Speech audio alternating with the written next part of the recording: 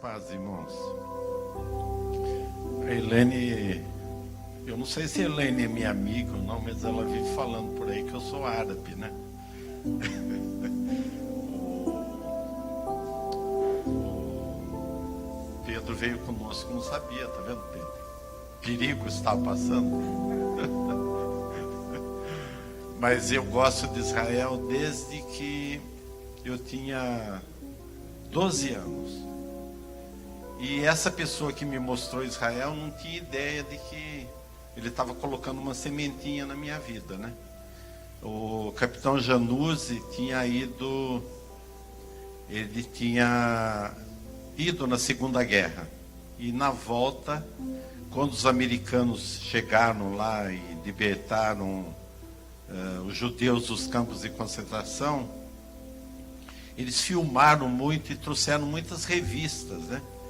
E ele tinha essas revistas. Ele nunca me falou de guerra, ele nunca me falou de judeu, mas a primeira vez que eu vi aquelas revistas, aquilo lá me impressionou e eu comecei a não entender por que aquilo tinha acontecido, né?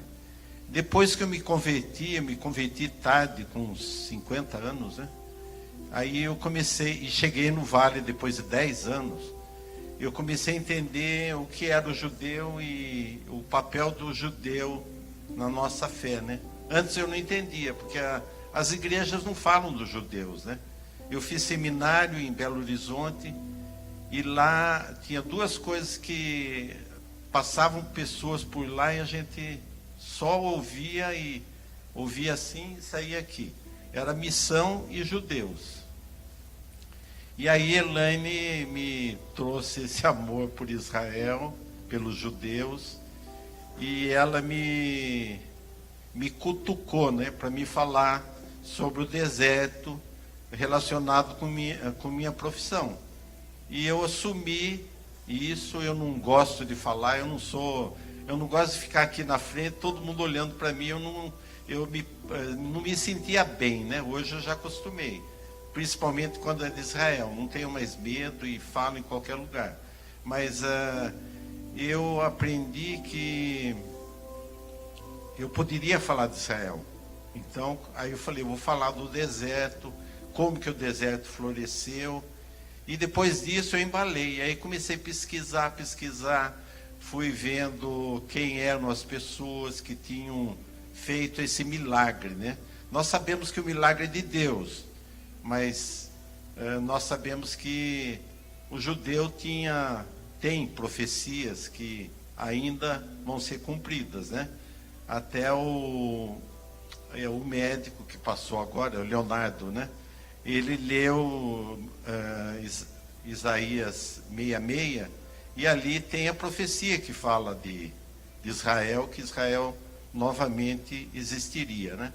Então eu quero falar para vocês o que eu juntei em 15 dias sobre o que Israel fez para o mundo nesses 70 anos, né? Quando as pessoas falam de Israel, ninguém entende porque um país tão pequeno pode ser tão importante assim, né? Israel é do tamanho de Sergipe. Sergipe é aquele... Apertei errado. Sergipe é aquele pontinho ali, ó. E corresponde a 0,25% da área do Brasil. E se nós pensarmos em Israel para o mundo árabe, ele corresponde a 0,5% do mundo árabe. É pouca coisa, né? Então é um país minúsculo. E como que esse país... Por que esse país é tão importante para o mundo? Se ele é tão pequeno assim, né? O que ele tem de tão importante assim? É o que nós vamos ver durante durante esses slides, né? Então aí tem a profecia que fala da criação do Estado de Israel, que aconteceu há 70 anos atrás, né? E nós sabemos que nós temos um brasileiro que foi muito importante, que ele era o presidente, secretário, né? Não presidente. Ele era o secretário da ONU, e ele fez lá umas tramas lá para que o prazo se andasse mais um pouco, porque ele viu que o ambiente não era propício no momento que seria votado, né? Então ele deixou, passaram-se acho que uma semana mais ou menos, e aí ele foi para ser votado e foi aprovado, né? A criação do Estado de Israel. Aí tem a assinatura, esse senhor aqui, esse senhor aqui, ó, é o Davi Ben-Gurion. Ele é o primeiro, foi o primeiro ministro de Israel, foi o primeiro, né, de todos. E ele foi muito importante para que Israel se desenvolvesse como nação. Porque quando eles criaram Israel, quando eles assumiram a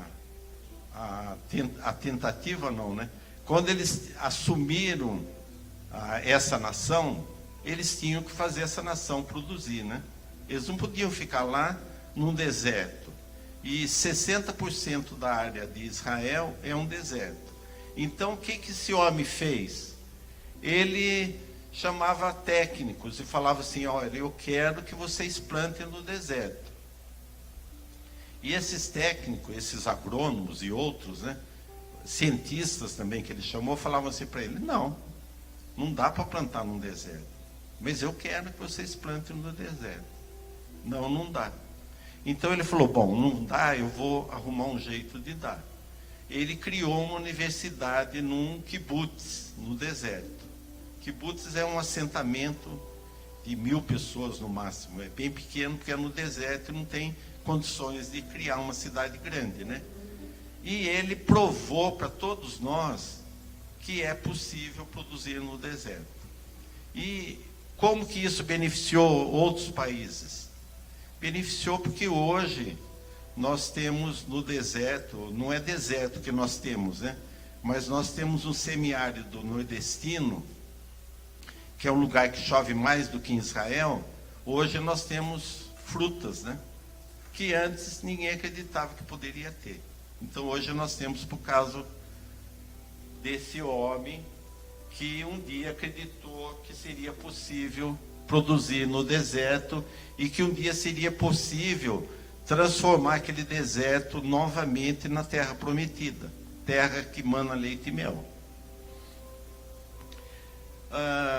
Davi Ben-Gurion foi entrevistado então pela revista Veja em 1948, logo depois da criação do Estado de Israel. Olha o que ele disse: estamos preocupados com a vida, em fazer Israel florescer, em mostrar a toda a humanidade como se pode criar numa terra farta de um pedaço de terra deserta. Você vê, no dia da criação desse Estado ele já acreditava nisso, né? Viemos para cá para contribuir com o bem-estar das pessoas. Onde houve judeus, a cultura floresceu e a humanidade prosperou.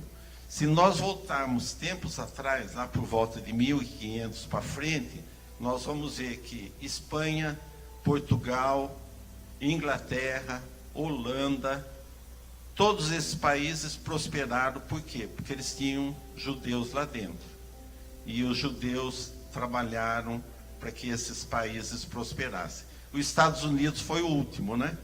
Nós vemos o que aconteceu em Nova York, nós vemos o que aconteceu em Hollywood, nós vemos que esses países foram beneficiados. E Espanha e Portugal não acreditaram nisso, expulsaram eles por causa da Igreja Católica, e foi bom, porque o mundo todo acabou se beneficiando com a vinda de judeus, né? O que vai acontecer então com Israel? nós vimos naqueles mapas que Israel e Sergipe estão no litoral, né? E o que tem atrás de Israel? Tem todos os países árabes. E eles poderiam ser facilmente jogados para o mar, né? E foi o que os árabes tentaram fazer. Então eu achei esse salmo que mostra bem isso, né? Ele está dizendo que todas as nações cercaram ele, que eles estavam cercados por todos os lados, que eles estavam cercados como se fosse por abelhas, né? Mas que no nome do Senhor eles derrotaram todas as nações que quiseram acabar com eles, né? E essa é outra profecia também que mostra bem o que Ezequiel diz, né? E essa profecia vem antes da profecia 37, que é a profecia que fala dos ossos secos, que fala da nação de Israel, né? Não é lá que fala, Deus fala para Ezequiel: poderão esses ossos renascer? Poderão esses ossos se tornar pessoas? E pôde, né? Então, os ossos secos se tornaram essa nação de Israel, que foi arrasada, mas eles voltaram para essa terra e lá eles criaram novamente a história do povo judeu, né? Então, Israel tem muita água? Não tem, né? Diz que um judeu um dia visitou Foz do Iguaçu e viu toda aquela água e falou assim: toda a água que nós temos lá é um dia dessa água aqui, ó. Então toda a água do ano todo é um dia daquela água que corre nas cataratas de Foz do Iguaçu, né? Então o oásis é o pouco de água que tem no deserto, né? Mas essa situação mudou. Outra coisa, além de água, Israel também não tem petróleo. Israel não tem riqueza como os árabes têm, né? Ele não tem ouro e nem o diamante que tem lá na África do Sul. Mas o que eles têm? Eles têm estudo, né? Eles têm capacidade, eles têm cérebros, né? Eles têm integridade. É um povo que sabia que a única saída para eles era a Terra Prometida. Eles não tinham outro lugar para ir que eles não fossem perseguidos e fossem mortos, né? Então eles já tinham passado pelo Holocausto e agora eles sabiam que era o único lugar que eles podiam estar em segurança. Mas para ter essa segurança agora, eles teriam que se defender. Essa água vai então descer para o deserto. Israel tem uma topografia favorável, né? Os desertos estão para baixo, então através da gravidade essa água vai descer.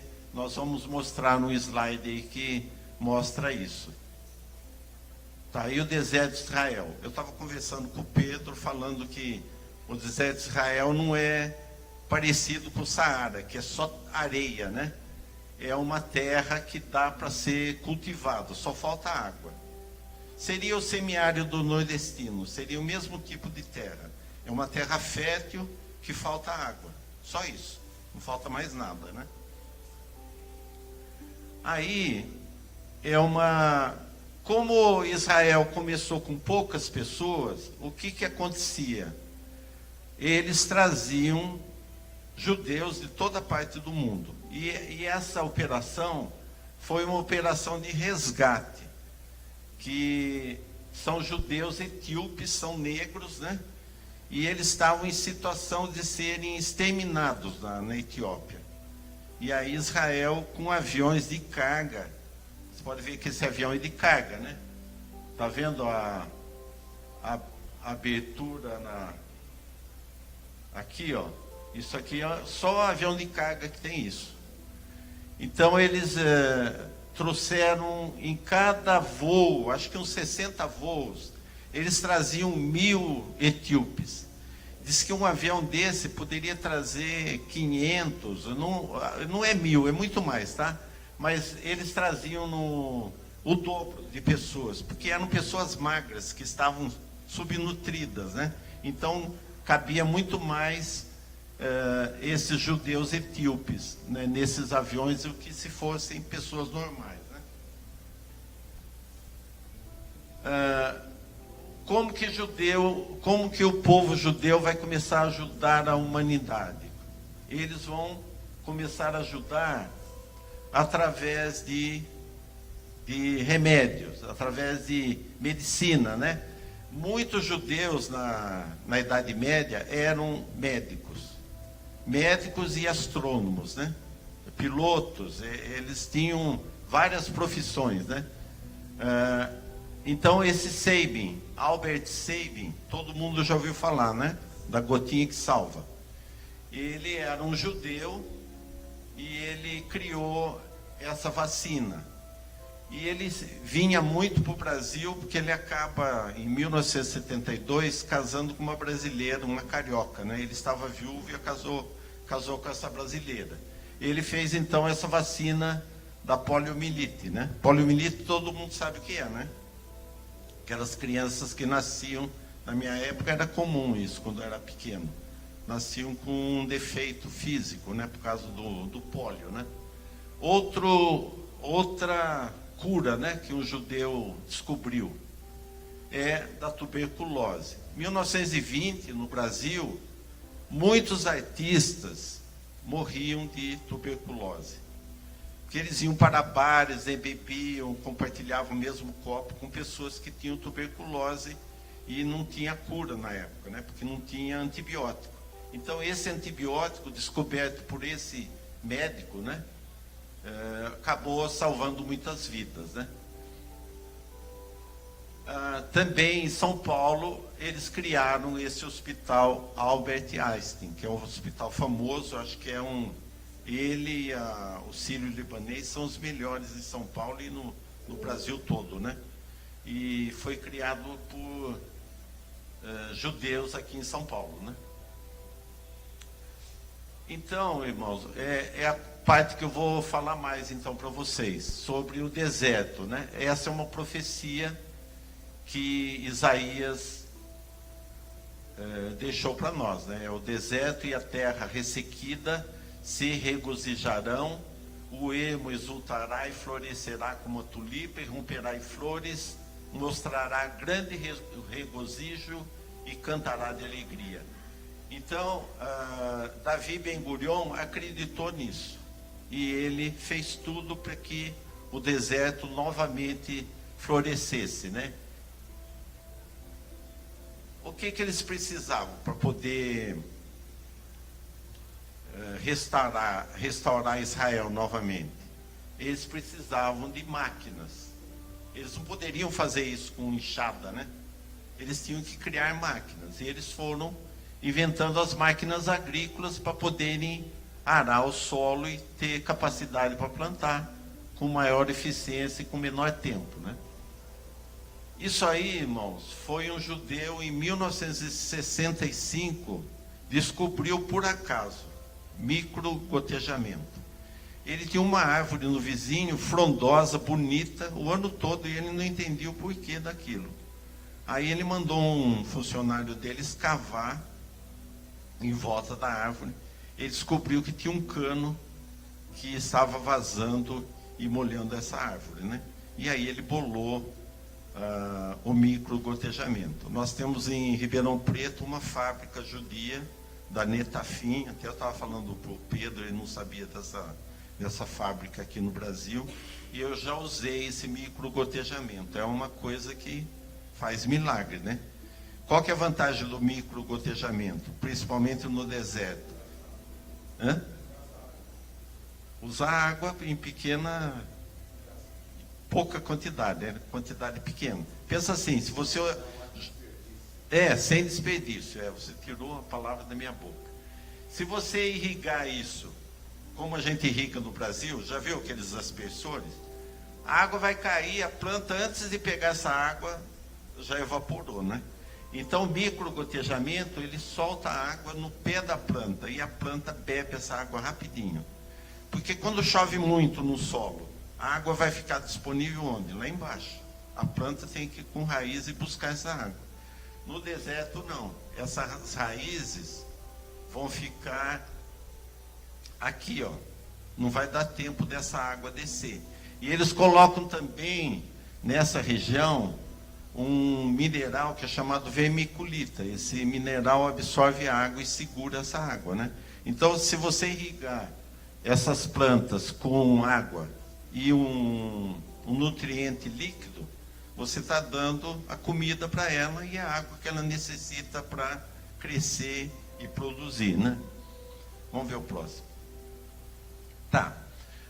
Outra coisa que... O Pedro mora lá em Tel Aviv, né, Pedro? Outra coisa que Israel não tem é água de beber. Tem pouca água, né? Não é suficiente para toda a população. Então, o que eles tiveram que fazer?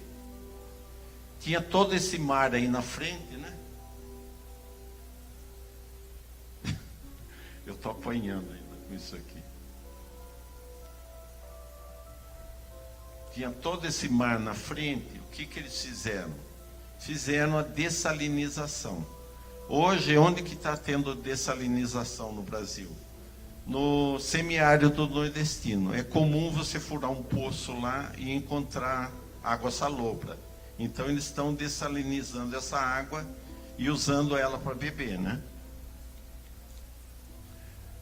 Isso aí, irmãos, foi o jeito que Israel arrumou para mandar água para o deserto. São aquedutos, né? São canais de água que desce lá do Mar da Galileia. Mas desce também água de reuso. Israel, Tel Aviv, que está ali na beira do mar Mediterrâneo, não joga esgoto como nós fazemos para dentro do mar. Hoje no Brasil tem emissário submarino que manda o esgoto para o mar aberto, né? Não manda na praia, manda lá para dentro, né? Então, Israel não faz isso. Ele manda esse esgoto para tratamento e depois faz filtragem desse esgoto ainda, mais uma vez, com areia do deserto, para que essa água vá quase pura, descendo por canais para irrigarem lavouras no deserto. Se você irrigar frutas com água de reuso, que é água de esgoto, não tem perigo nenhum disso aí, você comer uma fruta que vai ter algum resto do esgoto, né? Não tem perigo algum, então. Então, toda a água que eles bebem no deserto, ou é água dessalinizada, ou é água que vem lá do Mar da Galileia. Mas não, a água da Galileia não seria suficiente para todo mundo, né? Eu quando vi esse slide, eu falei, aí mostra bem que o deserto floresceu, né? Porque, olha quanta flor tem aí. As pessoas falam, mas como que pode ter flor no deserto num calor daquele? As pessoas têm ideia, acham que a flor não aguenta o sol, né? Mas aguenta. O que não aguenta é falta d'água. A flor não liga para o sol, ela se dá bem com o sol. Agricultura de Israel. Vocês estão vendo como Israel já mudou, já não é tão deserto assim? Aí você vê de tudo, né? Tem flores, ó. Tem lavouras, ó. Tem de tudo, né? Tem mata. Olha as matas. Tá vendo quanta mata? Israel é o único país do mundo que na virada do século XX tinha mais árvores do que tinha quando começou. Então eles começaram em 1948, no ano 2000, Israel tinha muita árvore que foi plantada para que eles pudessem estar recuperando esse deserto. Esse tomate foi melhorado pelos judeus e hoje todo mundo come. Era um tomate silvestre, né? Que é um tomate bem pequenininho. Por que estufa? Porque o tomate na estufa, ele não tem pragas. E no deserto também não tem muita praga. Então não tem nem praga, que são insetos, nem tem doenças também por causa do ar seco, né? Não é propício o ambiente para que haja doença, né? E na estufa, toda a água que evaporar, a planta vai absorver, porque ela vai ficar ali dentro, ela não sai dali, né? Não tem jeito dela sumir do ambiente. Parreiras de uvas, ó, dá para acreditar que isso é deserto, né? Pomar de citros, então são pomares de laranja, né? Israel exporta flores e frutas na época do inverno na Europa, né? Exporta o excedente, no caso. Agricultura no deserto. Lá no fundo são estufas, ó. E aqui é plantio a céu aberto, né? Tudo irrigado. Dessalinização, isso é uma usina, né, de tirar o sal da água. Reuso de água, isso é tratamento de esgoto, que vai usar depois a água. Então, irmãos, aqui é outro versículo que fala de que essa terra seria restaurada. Mais uma profecia que Israel cumpriu, né? Kibbutz. Estão vendo como o kibbutz é pequeno? Foi nesse kibbutz que esse engenheiro, ele era um engenheiro mecânico, ele não era agrônomo, não era nada. Ele mexia com água, né? Com irrigação. Então, nesse kibbutz foi onde surgiu a primeira fábrica da Netafim, né? Para poder comercializar esses kits de irrigação. Flores também, olha, coisa linda, né? As estufas, aí dá para ver como são muitas, né? Energia eólica. Israel não tem rios como nós temos para ter usina hidrelétrica, né?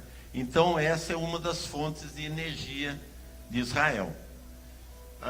Sorocaba tem uma fábrica que produz essas hélices aí, né? E eles exportam para o mundo todo. Meio ambiente, Israel. Hoje eles têm parques para que o povo possa estar fazendo visita final de semana, né? Essa região aí, se não me engano, era um local que tinha um pântano, que era Hula, né? Hula, né? E eles restauraram essa região e tornaram ela produtiva. Usina solar. Isso aí, irmãos, são espelhos. Os espelhos são esses, ó. Eles vão movimentando conforme o sol anda. E eles vão mandando a luz dos espelhos, vai para essa torre, ó. Então aqui capta toda essa energia. Energia, no caso, não é elétrica, né? É energia de luz que vai se transformar em energia elétrica. E eles produzem energia com isso. Produzem também energia com painéis solares. Isso aqui é num kibbutz. Porque os kibbutz, para ter energia, precisam do sol, né? É o jeito que eles produzem energia lá. As tamareiras, que eram normais nos oásis, né? E agora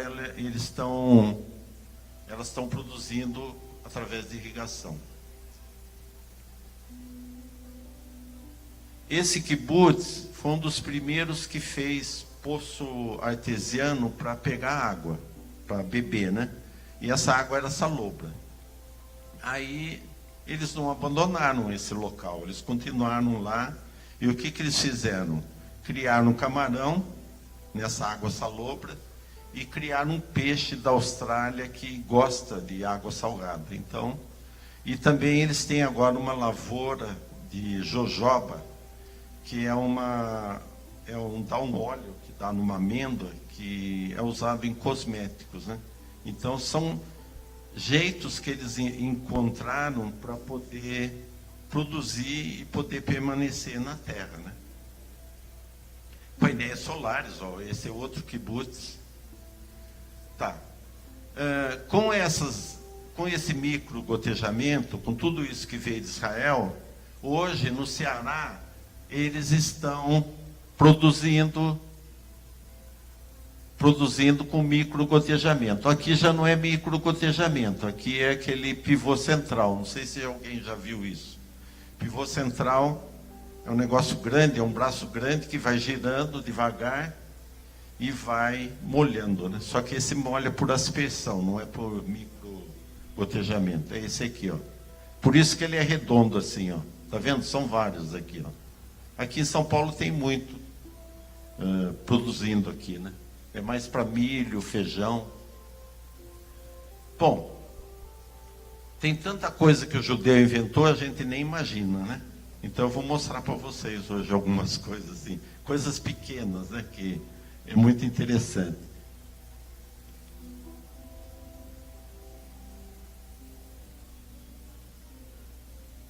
A caneta esferográfica foi inventada pelo judeu, né? Era um gráfico que resolveu usar a tinta da gráfica para fazer uma caneta, porque é uma tinta mais grossa, né? E aí ele acabou usando uma esfera aqui na ponta, aqui, ó, tá vendo? Então essa tinta grossa você consegue escrever com ela. O celular, 1973, foi esse homem que criou esse celular aí. Ele está com o primeiro que ele criou na mão e o outro que ele já melhorou e está um pouco menor, né? Esse aqui pesava mais de 1 quilo, acho. Esse aqui era aquele que abria, né? Lembra? A gente usava. Que a bateria durava meio dia, né? Que ficava a noite toda carregando. O primeiro micro, né? O judeu não inventou computador, mas ele inventou um computador para ser usado por nós, né? Então ele inventou esse, que é o de mesa, e inventou também o notebook, porque eles são criadores da Intel.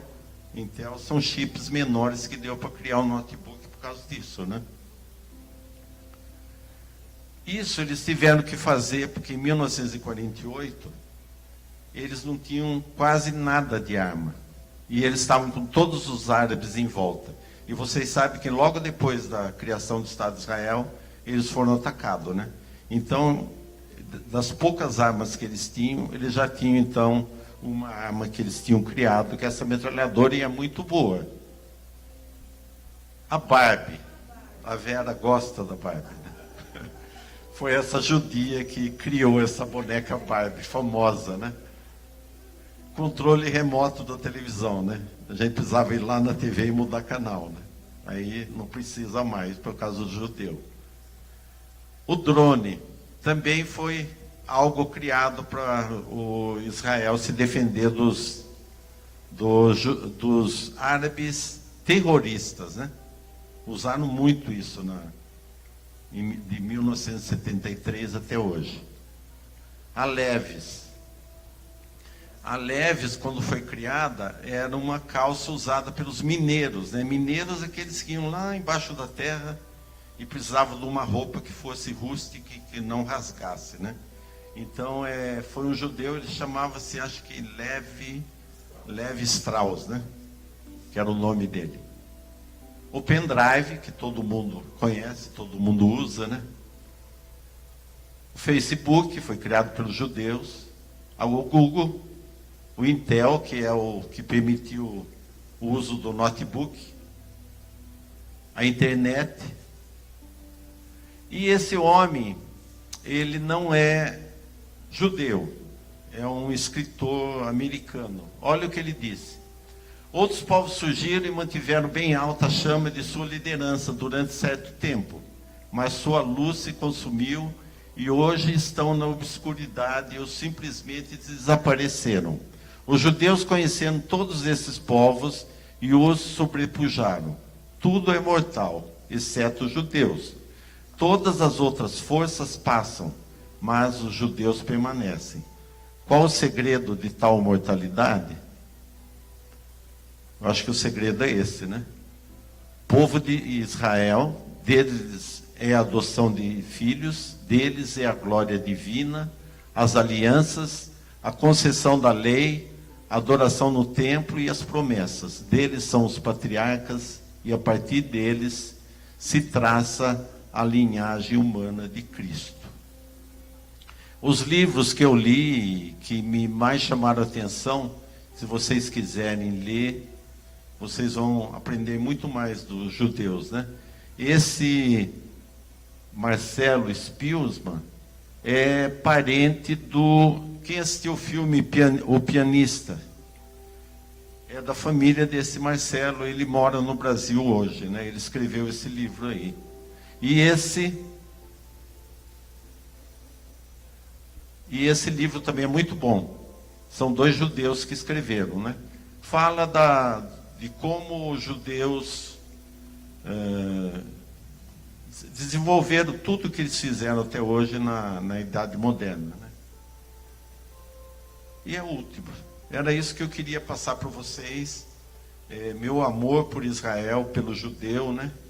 E eu fico maravilhado quando eu pesquiso, vou descobrindo cada dia mais coisas dos judeus, né? Eu vejo em tudo isso a mão de Deus. E um povo também obstinado, que não se amedrontou depois de 1948, por tudo que eles tinham passado. Eles voltaram para aquela terra que não tinha nada que agradasse ou que chamasse atenção, mas voltaram porque eles sabiam que era a terra que Deus tinha dado a eles. E que eles poderiam lá ter segurança e ter uma vida nova e assim ajudar a humanidade. Foi isso que Davi Ben-Gurion falou lá no começo, né? Que eles queriam ajudar a humanidade. Eles que tinham passado por tudo aquilo e tinham preocupação ainda com a humanidade, né? Amém, irmãos? Era isso que eu queria passar para vocês e muito obrigado. Vou passar para ele. Gostaria de convidar o Rocha Gilberto para vir até aqui. E ele falar um pouquinho do trabalho que eles fazem em São Paulo para nós. Essa é a congregação judaico-messiânica Beit Mashiach. E quando temos oportunidade, nós estamos lá para participar com eles do trabalho e temos sido muito abençoados. Então, para que vocês conheçam um pouco do trabalho deles. Shalom Uvraha, paz e bênção para todos os irmãos. É um prazer muito grande que nós estamos aqui participando junto com os irmãos, num momento especial. Estamos celebrando os 70 anos da independência do Estado de Israel. E nesta época nós temos sido chamados pelo nosso Deus para que o povo de Israel não tenha só a sua terra, para que o povo de Israel não tenha somente a sua identidade, mas que eles possam, acima de tudo, ter a oportunidade de conhecer o seu Messias como Salvador. Então, a Beit Mashiach, Deus nos chamou para esse ministério especificamente para que possamos realmente anunciar as boas novas para as ovelhas perdidas da casa de Israel. E por isso, juntamente com os irmãos, nós aqui estamos participando desses momentos especiais. Temos uma satisfação muito grande de sempre participar com os eventos do Vale da Bênção, principalmente desde que nós conhecemos há muito tempo atrás no Sim Israel, que foi realmente algo que Deus tem despertado muito para que a igreja conheça realmente o plano de Deus, que envolve a igreja para alcançar os judeus, porque eles precisam ser salvos da mesma maneira que qualquer outro que não é judeu. Né? E eu gostaria também de convidar aqui a irmã Alessia e o Leonardo, por favor. Eles são judeus, vieram lá do Espírito Santo para estarem conosco neste trabalho. E, como eu disse, nós estamos celebrando esses 70 anos de Israel. Esses 70 anos de repatriação, como disse o nosso pastor ontem, José Serafim. E nós queremos também que eles nos falem sobre o trabalho que eles estão fazendo lá, como é que é a vida deles, e a proposta nossa aqui é honrar vocês, judeus, dizer que nós, como igreja, queremos aprender cada vez mais como amá-los, como respeitá-los e ter essa alegria que o Rocha disse, de saber que vocês reconhecem ao Senhor e que há tantos outros, e nós precisamos aprender como trabalhar, orar, buscar isso, como diz o Salmo 122. Boa noite aos irmãos, Shabbat Shalom. É um prazer estarmos juntos aqui nesta noite em nome da minha mãe, Alécia. Estamos vindo de Vitória do Espírito Santo, convite do nosso querido Moura, que conhecemos há alguns anos atrás. Para nós é um privilégio servir ao Criador, e servir ao Criador é algo que, por si só, deve ser o objetivo de vida de cada um de nós. Como o nosso irmão falou, independente da vocação judaica ou não que cada um de nós carrega, nessa noite, se a pastora me permitir, quando a gente procura algumas palavras para expressar o desejo que nós queremos transmitir com o trabalho que nós realizamos, nosso trabalho é que todos tenham a oportunidade de conhecer o Deus de Abraão, de Isaac e de Jacó. E é através da pessoa do Messias de Israel que isso é possível, é através da sua Torá e do cumprimento dos seus mandamentos que nós conseguiremos atingir esse objetivo. A tenda de Abraão trabalha nesta forma. O ensino da palavra é o foco, é o objetivo. Porque, se a irmã me permite, eu queria ler um pequeno salmo que ele expressa essa... Eu não vou tomar o tempo, porque eu sei que o pastor Alexandre está a seguir aí pronto para nos ensinar. Mas hoje é o Shabat, é um dia de festa, segundo a palavra de Adonai. E um dos salmos que se entoa toda sexta-feira ao pôr do sol para recebimento do Shabat é o Salmo 98. E ele diz assim: cantai ao Eterno um cântico novo, pois ele fez maravilhas, a sua destra e o seu braço santo lhe alcançaram a vitória. O Eterno fez notória a sua salvação e manifestou a sua retidão perante os olhos das nações. Ele não restringe a um só povo, ele diz que aos olhos das nações, ele quer se fazer conhecido a todos. Lembrou-se do seu amor e da sua fidelidade para com a casa de Israel. Todas as extremidades da terra viram a salvação do nosso Elohim. Celebrai com júbilo ao Eterno todos os moradores da terra, e dai brados de alegria, e regozijai-vos, e cantai louvores. Cantai louvores ao Eterno com a harpa e com a voz do canto, com as trombetas, com o som do chofar. Exultai perante a face do Eterno, do Rei. Ruja o mar e tudo que nele há, o mundo e todos os que nele habitam. Os rios batam palmas, regozijam-se a umas montanhas, na presença do Eterno, pois ele vem julgar a terra, com retidão julgará o mundo, e os povos com equidade. A convocação para as nações em todo o Shabat, o sábado, é para que todos reconheçam que existe um só Deus sobre a face da terra, Criador do universo e de todas as coisas. Então, o nosso trabalho da tenda de Abraão, ele é focado para gerar no coração das pessoas, que assim nós temos acesso, o sentimento que o Salmo 137, que é um cântico maravilhoso na terra de Sião, que hoje entoa da terra de Sião, mas que quando ele foi cantado pela primeira vez, eram todos exilados de Sião. E hoje, quando nós falamos aqui de 70 anos de criação e de independência do Estado de Israel, nós precisamos lembrar que outrora, longe de pisar a terra de Israel, e pisar a terra de Israel é mais do que pisar fisicamente Israel, ter Israel e os preceitos que ela carrega como nação sacerdotal dentro do coração de cada um de nós.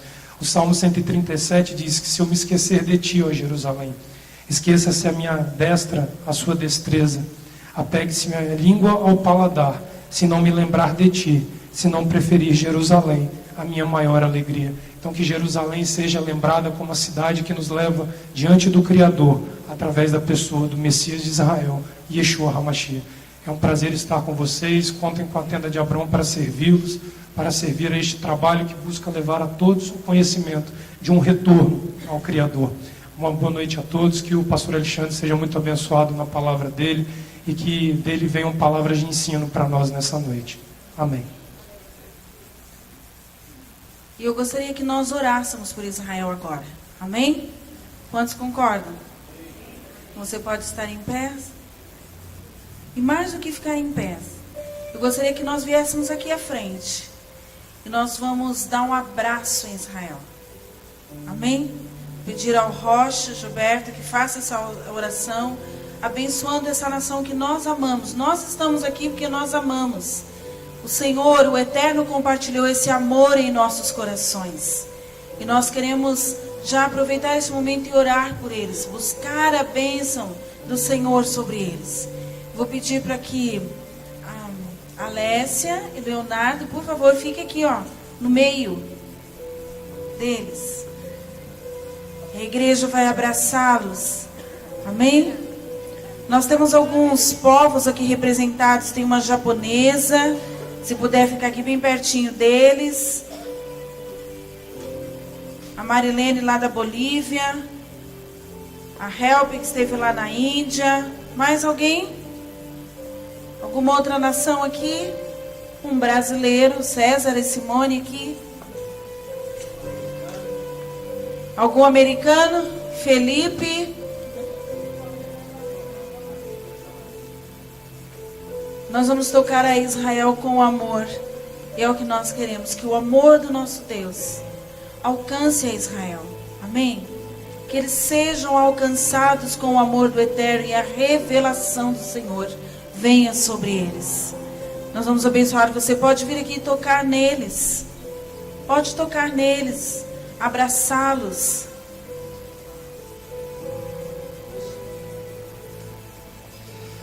Santo eterno Deus de Abraão, de Isaac e de Jacó, graças te dou, Senhor, porque tu és o nosso Deus e temos visto tantas coisas maravilhosas que tens feito. Nesta hora, suplico a tua misericórdia para que estenda a tua mão sobre a terra de Israel, Senhor, para que possa ali agir de maneira poderosa e que o príncipe da paz seja conhecido por aquela população, tanto judeus como aqueles outros estrangeiros que ali habitam, Senhor, possam ter oportunidade de serem tocados pelo teu Ruach e assim possam compreender através de Yeshua, o príncipe da paz, como eles poderão encontrar a paz mesmo em meio à guerra. Ó Eterno, tu és poderoso. Entregamos a terra de Israel em tua mão, Senhor, para que ali seja realmente o local de salvação, para que a tua palavra possa penetrar profundamente no coração de todos os habitantes de Eretz Israel, que possamos contemplar, Senhor, o milagre que has de fazer em muitas vidas, e com isso todas as nações da terra sejam abençoadas. É o que eu lhe peço, em nome de Yeshua, nosso Mashiach. Amém. Amém.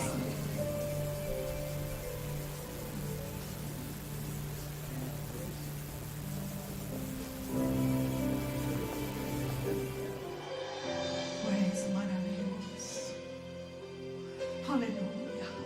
Glória a Ti.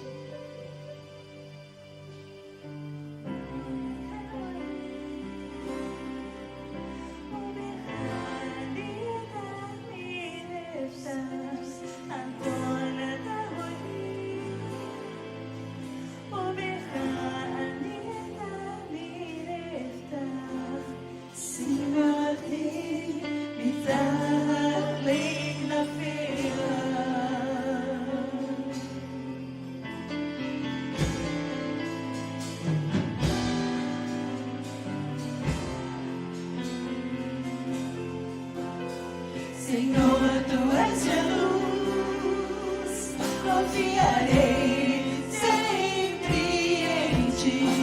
Senhor, Tu és minha luz, confiarei sempre em Ti. Coloca-me debaixo de Tuas asas.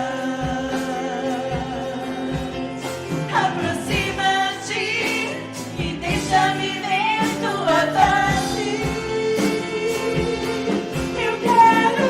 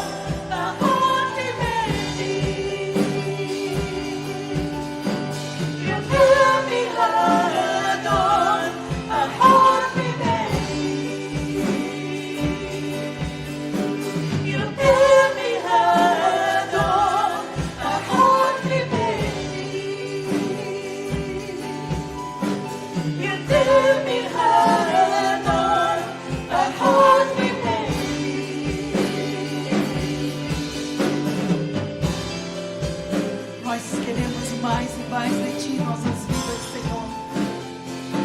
Que venhamos a diminuir, Senhor. Que o nosso eu, Senhor, seja crucificado todos os dias. Que não vivamos mais, mas que Mashiach e Yeshua viva em cada um de nós. Pois Ele nos chamou para sermos dele. Ele nos escolheu